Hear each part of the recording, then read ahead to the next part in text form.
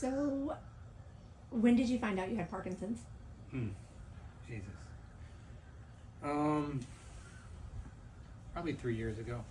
It's hard to remember, but about 3 years, it's all a blur. And what was your first reaction when you found out?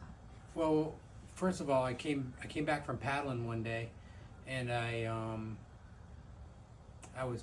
like peeing in the backyard, and I pulled down my pants, and my arm was shaking like crazy, and I couldn't stop it from shaking. And that was the first serious sign I had, because I had little things that happened up to that point, but that was the first moment I said, yeah, something's not right. And then we went to the doctor. Went to the doctor probably 5 different times, got a bunch of different tests, and basically she just told me, as a matter of fact, you have Parkinson's. Didn't really give a shit. And then we went and got a second opinion. Right, and they said the same thing, which everybody else is like, you don't have Parkinson's, and nobody wanted to admit it. I'm like, God, aren't you guys fucking listening to what's going on? I have Parkinson's.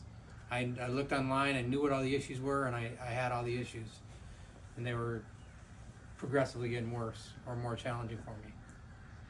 I think it was how she diagnosed you that drove many people crazy that wanted to deny it. Yeah, but I think they want to deny it. I don't, because how they do it doesn't matter. She nailed it. She nailed it early on, and she was right. But people were protective over me, and they didn't want me to have it. But it just made it harder on me because they didn't want me to have it. And I'm like, listen, I got it. So then we tried. What have we tried? As far as what? As far as to see results or well, basically been to differences. 5 different doctors, and they all tell you the same thing. The only thing they didn't tell me was that the drugs that they put you on to help you control the shaking is actually worse for you than the shaking itself, and you end up worse off in the long run from taking the drugs. So I got to a point that I decided, and I started taking the drugs, and I noticed dopamine, or what cardopa-levodopa, but dopamine basically. Right. And I started taking it, and I started having serious depression problems, like where I was contemplating some shit that I've never really contemplated before, and I couldn't shake it off. I didn't really know where it was coming from, and then I didn't take it for a while, and I took it, and I was seriously depressed the one day, and you were like, kind of seems like every time you take one, you get pretty depressed. And I definitely haven't been depressed like that since I stopped taking it. I basically decided to fight it with fitness. There's nothing they can do for you. Right. There's nothing anybody can do for you. So what are some of the exercises that you feel help? Well, initially, I kind of stopped from starting something new because I used to paddle a lot with the crew. And then I left the crew, which was good for me because I got to try a bunch of different stuff that I normally wouldn't try, because I was kind of caught up in, sometimes what you love ends up owning you, and you don't realize it, but you're kind of caught in this thing that's so redundant and so repetitive, and that's what you got to do to be successful, but it's holding you back in a lot of ways as well. But I do as many different movements as I can, and now when I did a trip to Costa Rica, and I caught one of the biggest waves of my life, like literally like a 18-20 foot face. Incredible ride, and I really excelled in my surfing, really excelled there, and I was kind of like opened my mind up when I came back, and I'm like, I need to start new things, because I wasn't starting new things because I'm like, well, I got Parkinson's, it's only going to get worse, why would I start something new? And then I'm starting to realize that I need to forge these new pathways to kind of get my brain to improve on one aspect where maybe it's losing in another aspect. And what have you found on BJJ? Yeah, Brazilian Jiu-Jitsu helps a lot. And I don't know if it's, the physical challenges help, because when you do something decent or do something well, it builds your confidence. You're like, okay, shit, I could actually fucking fight somebody. That's a good fucking feeling. I mean, even though you shake, you like, and a lot of people I think go easy when they first meet me, and then like once they roll with me, they fucking, they gear it up because they know I'm hammering, because I'm trying the strength. Because I'm trying to prove something. Yeah, like many guys will be like, you're a lot stronger than me, but my technique's much better, you know. But you've gotten better over the last week. I'm getting better at being relaxed. I haven't been there in like 9 days because of weird travel and everything, but I'm going to kick it up next week. What else besides Brazilian Jiu-Jitsu? I do mace swinging. Okay. Because mace swinging is very yin and yang, and it balances your right side and your left side out. And that's one of the biggest challenges with Parkinson's, is that one side atrophies more because you tend to stop using it as much. Whereas with a mace, the way you swing, the momentum carries you through the movement and forces the body to still kind of have that movement and that motion. So you kind of compensate because your right hand on you is shaking more Right than hand, your right left. leg. Yeah, it's shaking more than my left. So the mace swings kind of balance that out for you. And it feels phenomenal. It makes the muscles feel phenomenal. There's a lot of pain. Like every day that I work out, at the end of the night, I'm in serious pain. You know this. Yes. Like beyond, I'm not sore. It's not a sore thing. It's a Parkinsonian thing that comes with it, is the pain at the end of the night, and it lasts all through about halfway through my sleep, and then I'm kind of ready to go the next morning. So I pay for every workout, but the thing is, if I don't work out, I lose so much, and it's just not worth it. So all naturally, what is it that you feel better taking? Because we started testing Lion's some. mane, all the Laird products, a lot of green juice when I can. I haven't in a while, but green juice. Just basically eat very Magnesium. healthy. I eat, magnesium daily. I just basically eat very healthy. Except for Thanksgiving. Well, I had 3 pieces of pie on Thanksgiving, but they were different pieces of pie, so they only counted as 1 apiece. And banana pudding. But it was different than all the other ones. If it was the same thing, I wouldn't have had it, because it was different than all the other ones. I had it. All right. What are you finding new in your training? You started kettlebell swings. Well, I thought I'd really miss paddling, but to be honest, after day 1, I was like, oh, this is good. I got a lot of time to do a lot of different shit. So I've been really creative with the mace swings, like really thinking outside the box, and I don't watch videos of other people doing it because I want to kind of find my own avenue. And I've been getting into kettlebell swings, which, fuck, man, that's fun too, because you got all these routines you can come up with, and it's just awesome. And it's a full body workout because I foil so much. My legs have gotten pretty built up foiling, and I try to do 100 squats a day basically.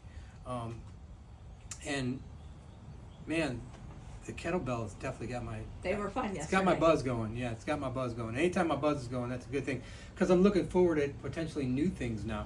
Right. I'm not caught in this vortex where I'm in this thing that's already moving. I can do whatever I want. Opportunities are wide open in front of me, so it's very exciting. And I've always been my best when I'm at the beginning of something. What is your plan in the next couple months, as far as any races? I think you're just trying to get information. I don't think this is an interview. No. No, as far as you're going to start training. I'm going to start coaching again. I'm not looking for money. I'm just going to coach people Okay. that need help. And I'm talking about race-wise. I'm going to. First of all, I need to lock down some training partners. I got Alina, who I'll be training with, and then I'm building a foil crew. I'm basically building a open ocean crew from scratch, which is pretty cool because we're up to like 6 people. And then I'm going to be training to do M2M 2023 to bring some awareness to the challenges, the physical challenges of Parkinson's and what it's like. I just didn't realize there's going to be so much pain with it. That's kind of the surprising part. Are you finding it to become, since you've been diagnosed, is it more painful, like every day, or is it gradually painful? It fucking hurts. I don't know. It's more area that's painful every day, but I don't know if it's more painful. Like, I know what people that are severe with it right now are going through. And I couldn't imagine if I didn't take care of myself, And you didn't do your workouts daily. If I didn't train the way I train, there's no way I'd be where I'm at today and being able to still foil and do the things I do, because I would have a different mental attitude towards things. Right. I was always used to working hard, doing, 68-mile paddles, 32-mile paddles, 27-mile paddles. 8 miles was an easy day. I was always conditioned to be in a certain amount of pain. But what drives me is the messages I get from other people with Parkinson's. I know that's really moved you. Yeah. All the messages that you Yeah. do get. Yeah. And really, if you just one person, like, I don't know if I would do it all for myself. I'm driven. I mean, I don't know. Mainly, I just think of other people and what they're going through. I see kids without legs and kids that never had an opportunity, and I think I'm 55. I've seen and done more shit in this world than most people are going to do in their lifetime. Doesn't make it better, just the things I've seen. I've done 14 channel crossings, 15, maybe 16 channel crossings in Hawaii. Met some of the most incredible people in Molokai and Oahu and Maui and Kauai and Costa Rica and just a place, surf Puerto Rico. And that's just a start. That's just a start of what I plan on doing. I plan on being one of the first Parkinson's person to surf 20-foot waves with Dave Kalama. Call out Dave. And take Max over there to foil. And take Max over there to downwind and do a Maliko run with Dave Kalama and Jeremy Riggs. So there's a lot in the. I need that pressure of those things that are out there in the future, and I think for a while there I didn't look at my future at all. I basically just worried about the present, and I was frustrated with the present, and now I'm starting to have that vision again. My vision's coming back, and I used to plan 3-5 years ahead. I don't plan that far ahead anymore. I don't think there's a reason to look that far ahead, but you know, I miss certain aspects of having the challenge that's always coming to you. And like I said, Costa Rica really boosted my confidence. There's not many people in the world that could do what I did that day. No, there was nobody out in Hermosa. No, and those are some of the best surfers in the world. I mean, you know, Birch came out. Yeah. That was good. Caught one wave and rode it in. Noah was like, "Fuck that, I ain't going." Yeah, he got held down. But he took some beautiful photographs. Yeah. So he's a great one on the camera because he understands what's going on in the water. Yeah. Anything else you want to say? No, I know it sucks having Parkinson's, but there's a lot of beauty to be had every day, and that's what I focus on, is try to forgive as much as I can. And I still got that motherfucker in me that wants to fight, though. He ain't fucking going in, you know, and I need him. I need that motherfucker. I need him now more than ever. You know, for a long time, you would always fight me on it. Like, why do you got that look in your eye? Why do you know? And finally, I'm like, I need this part of my life. I like to feel like this. I like to be like, I want to fight a little bit. And it doesn't matter if you get beat up or you fucking win or you lose. It's just the willingness to get in the fight. I pray to God that fire is always there. That drive. That, I don't know what I call it, a fire. I don't call it drive. Drive seems like something you're just working at, but it's something that's makes it so you can't walk away. Remember when Marty McFly couldn't walk away from the bully? Yes. It's the same fucking thing. You're chucking, even though you're gonna lose, your jaw clenches and you're just like.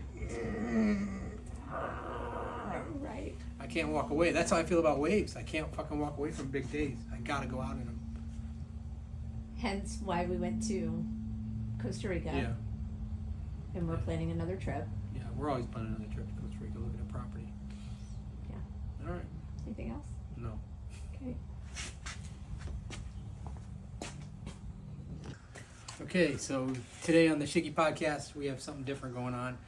We have Cindy, my wife, is going to interview me today. I don't know about what, but we're about to find out. I've been thinking, I've been thinking, I've been thinking, I've been thinking, I've been thinking, I've been thinking.